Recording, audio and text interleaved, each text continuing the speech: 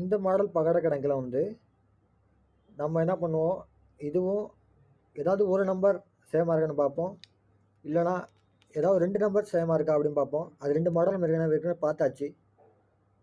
அப்படி எந்த நம்பருமே சேமாகாமல் இருந்துச்சு அப்படின்னா, இவருங்க 1 எங்க இல்லை, 2 எங்க இல்லை, அதே மாதிரி எந்த நம்பருமே சேமாக இல்லை அப்படின்னா ஒரே ஒரு மெத்தட் தான்.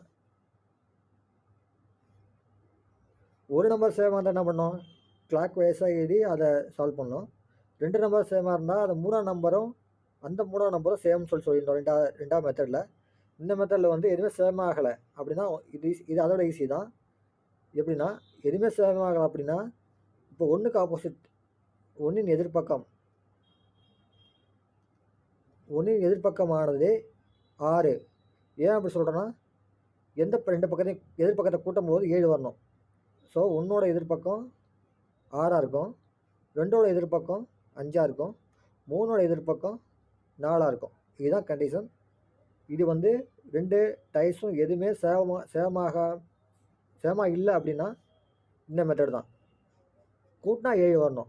இப்போ 3 எதிர்பக்கம் கேட்டாங்கன்னா 4, 2ஓட எதிர்பக்கம் கேட்டாங்கன்னா 4, அதாவது 5, 1ஓட எதிர்பக்கம் கேட்டாங்கன்னா 6. இப்படி தான் கண்டுபிடிக்கணும். கூட்டினா 7 வரணும். இதுதான் கண்டிஷன்.